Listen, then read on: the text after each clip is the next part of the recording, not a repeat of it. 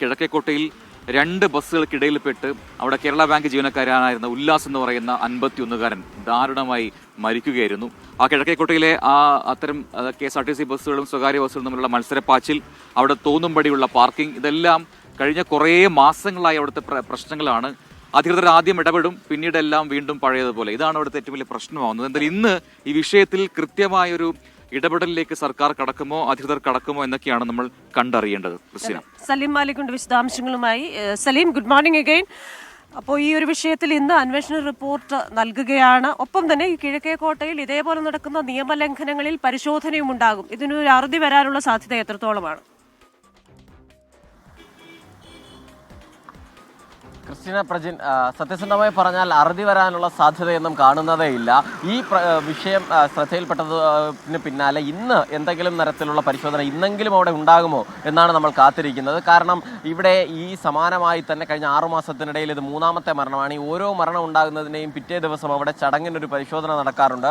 ആ ദിവസം മാത്രം കാര്യങ്ങൾ അല്പമെങ്കിലും ഭംഗിയായി നടക്കാറുണ്ട്. അതിനുശേഷം എല്ലാം പഴയപടിയാണ്. പക്ഷേ വലിയ ഗുരുതരമായ ഗൗരവമുള്ളൊരു അപകടമാണ് ഇന്നലെ ഉണ്ടായത്. കാരണം അത് റോഡ് മുറിച്ചു കടക്കുന്നതിനിടെ, അതും സീബ്ര ലൈനിലൂടെ തന്നെ മുറിച്ചു കടക്കുന്നതിനിടെ ഒരു KSRTC ബസ്സും ഒരു പ്രൈവറ്റ് ബസ്സും, ആ 2 ബസ്സുകളുടെയും ഇടയിൽ ഞെരുങ്ങി ദാരുണമായാണ് ഉല്ലാസ് മുഹമ്മദ് എന്ന 52കാരനായ മനുഷ്യൻ മരിച്ചത്. അതുകൊണ്ട് തന്നെ അത്രയും ഗൗരവമുള്ള വിഷയത്തിലെങ്കിലും ഇനി അധികൃതർ ഇടപെടുമോ എന്നുള്ളതാണ് നമ്മൾ കാത്തിരിക്കേണ്ടത്. ഈ അപകട വാർത്ത പുറത്തു വന്നതിന് തൊട്ടു പിന്നാലെ തന്നെ ഗതാഗത മന്ത്രി ഗതാഗത കമ്മീഷണറോട് അന്വേഷണം നടത്തി റിപ്പോർട്ട് നൽകാൻ ആവശ്യപ്പെട്ടിട്ടുണ്ട്. ആ അന്വേഷണത്തിന്റെ പ്രാഥമിക റിപ്പോർട്ട് ഇന്ന് നൽകും. അതിനുശേഷം എന്തെങ്കിലും നടപടി ഉണ്ടാകുമോ അതോ പൂർണ്ണ റിപ്പോർട്ട് വരുന്നതുവരെ കാത്തിരിക്കുമോ എന്ന് നമുക്കറിയില്ല. മാത്രമല്ല ആ മേഖല കേന്ദ്രീകരിച്ചുള്ള പരിശോധന എങ്ങനെയാണ് എന്നുള്ളതും നമ്മൾ വലിയ ശ്രദ്ധാപൂർവം കാത്തിരിക്കുകയാണ്. കാരണം നമ്മൾ തന്നെ 24-ലൂടെ തന്നെ പലതവണ അവിടുത്തെ അപകടങ്ങളെക്കുറിച്ച് വാർത്ത ചെയ്തിട്ടുണ്ട്.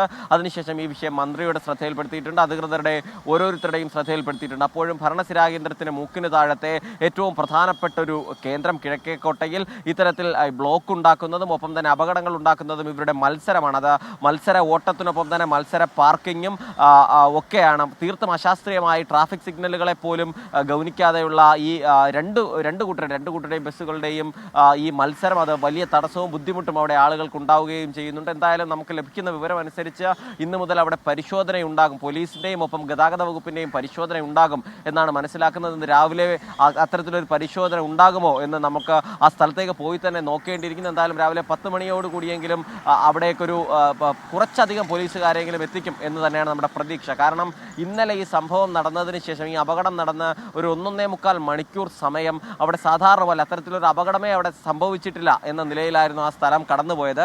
അതിനുശേഷം മാധ്യമങ്ങൾ, നമ്മൾ ഉൾപ്പെടെയുള്ളവർ അവിടേക്ക് എത്തി, നമ്മൾ ആ വാർത്ത നൽകി.